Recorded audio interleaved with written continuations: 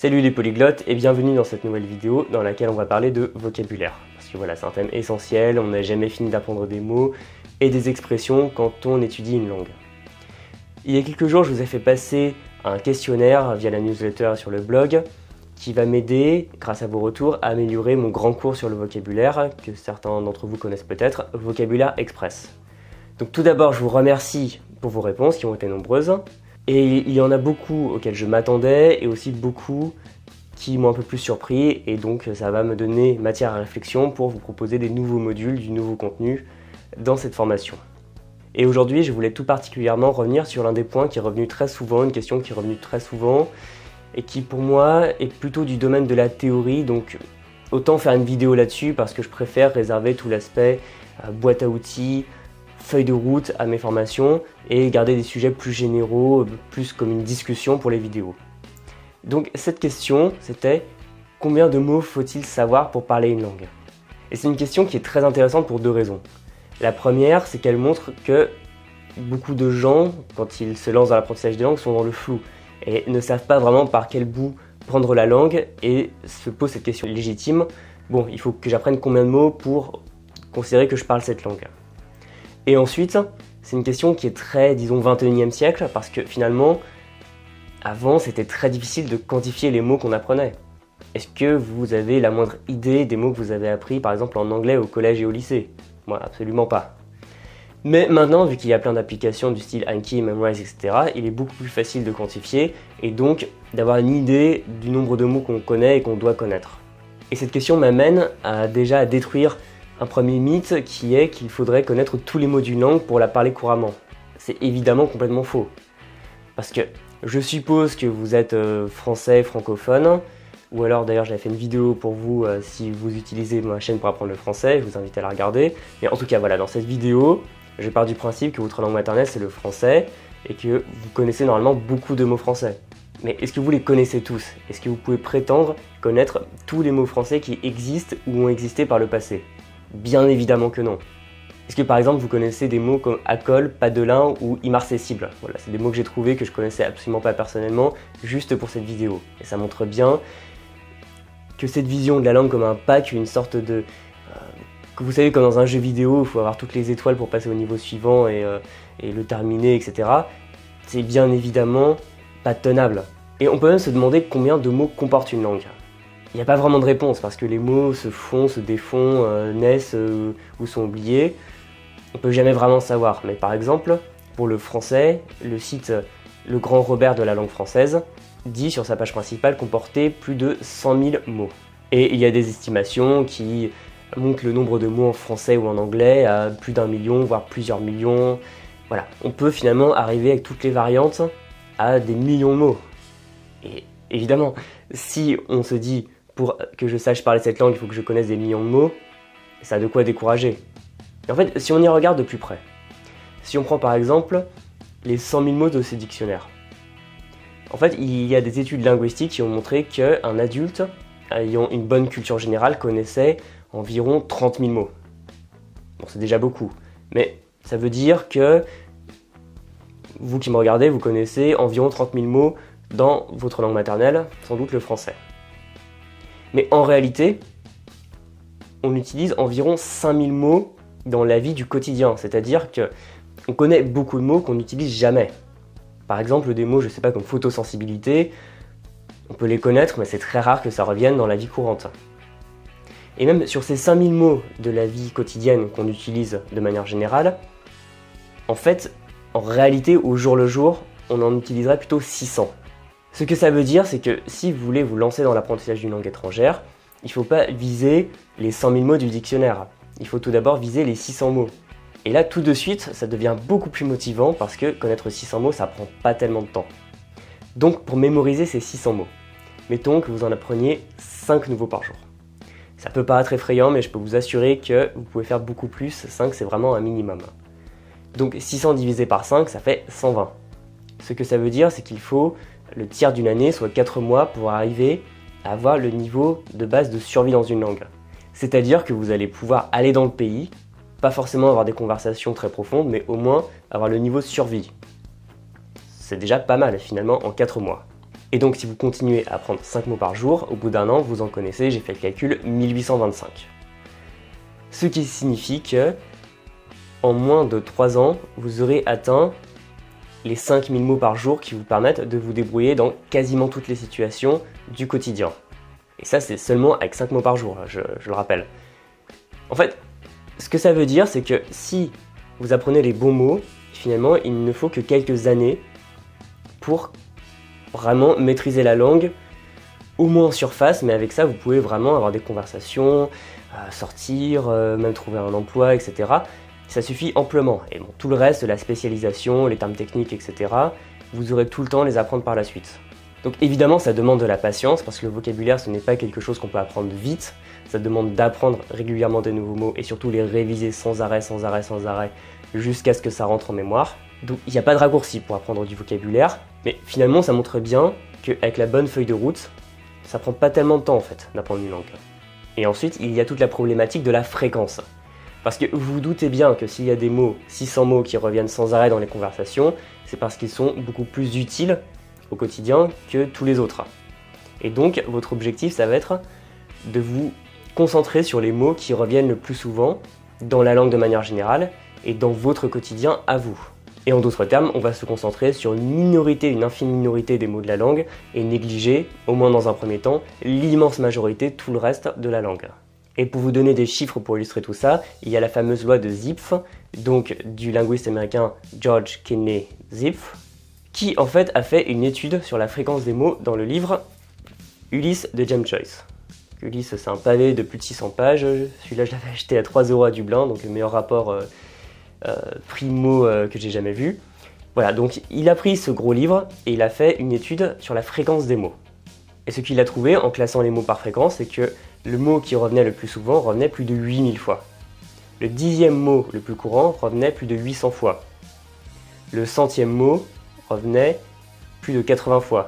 Et le 1000e mot revenait un peu plus de 8 fois. Et donc si vous faites une courbe à partir de ça, vous avez ce qu'on appelle une distribution de Pareto, c'est-à-dire comme ça. Voilà, vous avez l'idée générale. Mais en gros, il y a une minorité de mots qui revient hyper souvent, et ensuite ça chute brutalement. Donc ça montre bien, chiffre à l'appui, qu'il y a des mots qui reviennent sans arrêt, et d'autres dont on peut se passer dans un premier temps.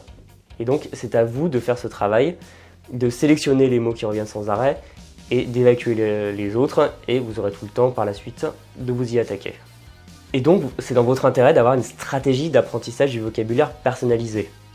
C'est-à-dire que plutôt qu'avoir l'approche un peu scolaire où la prof ou le prof donne une liste de vocabulaire en disant ça c'est à apprendre pour la semaine prochaine, non, vous allez faire dans l'autre sens. C'est-à-dire que au lieu qu'on vous impose du vocabulaire à apprendre, vous allez partir du vocabulaire dont vous avez besoin et développer petit à petit votre bagage lexical. Et c'est pour ça que je conseille vraiment toujours d'être actif dans votre apprentissage. Parce que si vous parlez la langue, si vous écrivez la langue, vous allez vous rendre compte à un moment qu'il vous manque des mots. Voilà, vous écrivez un email à un ami par exemple, et il vous manque le mot pour dire ananas. Et là donc vous allez chercher le mot pour dire ananas et vous allez l'apprendre. Plutôt que le recevoir comme ça dans une liste alors que vous aviez rien demandé. Et donc ce vocabulaire qui est utile pour vous dans votre pratique active de la langue, forcément vous allez être amené à le réutiliser. Et par le réemploi, vous allez encore une fois l'ancrer dans votre mémoire. Le deuxième critère à respecter, c'est donc d'être critique et de faire votre sélection.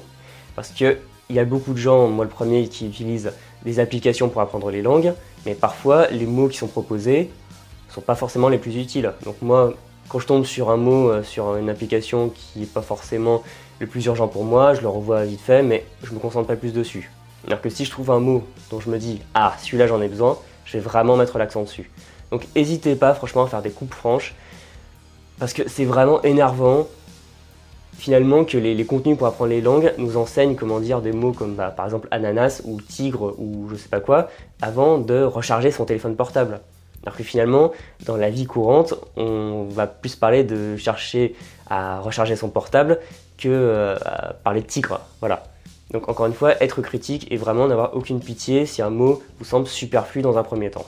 Et donc, pour arriver à bien mémoriser du vocabulaire, il faut y aller pas à pas, avec une logique. Parce que c'est vraiment le talon d'Achille des méthodes un peu traditionnelles, on vous balance du vocabulaire. Ça n'a pas de logique, c'est vraiment ni queue ni tête, et c'est normal que vous oubliez, parce que le cerveau procède par sa logique à lui d'association, et donc vous allez un peu développer votre lexique, un peu en arborescence, c'est-à-dire un mot va en donner 3 autres, puis chaque mot va en donner 3 autres, etc. Donc vous voyez, c'est vraiment une progression personnelle. Et donc vous allez remettre les bœufs avant la charrue, quoi. Par exemple, je vais prendre le mot allemand der Handschuh, le gant, qui est composé de die Hand, la main, et der Schuh, la chaussure.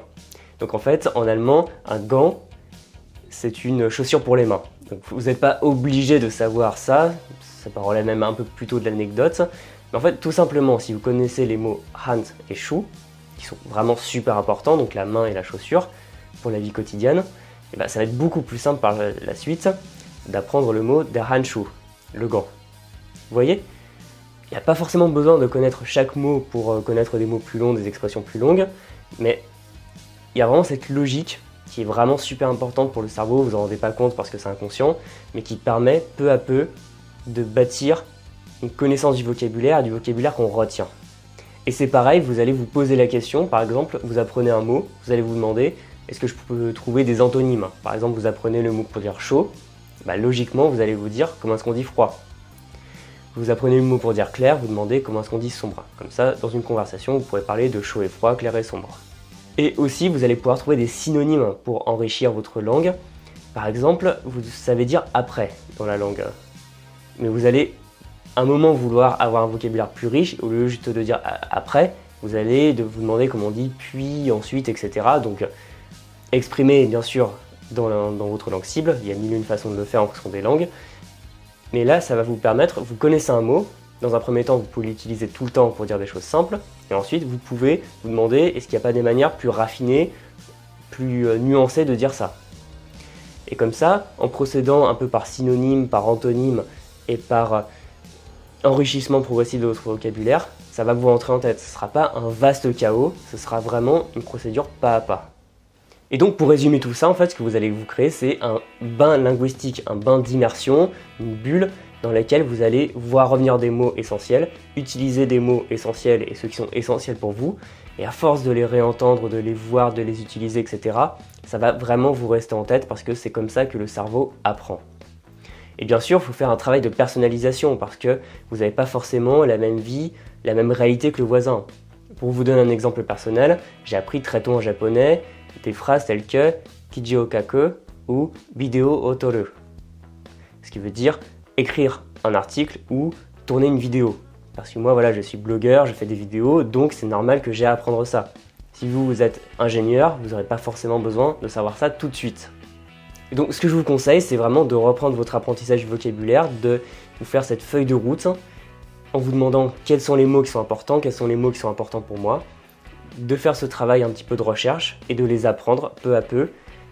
Et voilà, quel que soit votre âge, votre niveau en langue, les notes que vous aviez au lycée, si vous avez l'impression d'avoir une mauvaise mémoire, parce que moi-même j'ai pas une super bonne mémoire, j'ai une mémoire absolument normale, en prenant vraiment par le bon bout l'apprentissage du vocabulaire, ça va aller beaucoup plus vite. Donc ça marchera plus ou moins vite en fonction des personnes parce que je pense qu'on n'est pas vraiment égaux face à la mémoire, mais en tout cas ça marchera parce que c'est vraiment la logique interne du cerveau. Voilà, cette vidéo est terminée. En tout cas, si la problématique du vocabulaire vous intéresse, j'ai fait une sorte de gros guide dessus avec en plus à la fin une fiche PDF à télécharger. Donc je vous mets le lien dans la description. Ce sera déjà beaucoup de matière, beaucoup de ressources pour vous aider. Et je ressors la formation Vocabulaire Express la semaine prochaine avec tous les ajouts que je compte y mettre avec vos retours. Donc c'est vraiment la feuille de route avec tout ce qu'il y a à savoir sur le sujet. Donc pour apprendre beaucoup plus vite finalement et retenir surtout le vocabulaire. Donc si ça vous intéresse, vous pouvez toujours vous abonner à cette chaîne ou vous inscrire à la newsletter, voire à la liste d'attente de la formation. Et comme ça, vous serez averti en temps et en heure quand elle ressortira. Donc je vous souhaite bon courage dans votre apprentissage du vocabulaire. Moi-même, je vais retourner sur mes applis pour en apprendre un peu plus. Ça prend du temps, mais franchement, c'est pas aussi compliqué que ça en a l'air. Il faut surtout avoir la bonne technique, faire les choses dans l'ordre et ça finit toujours par rentrer. Donc je vous dis à très bientôt, salut!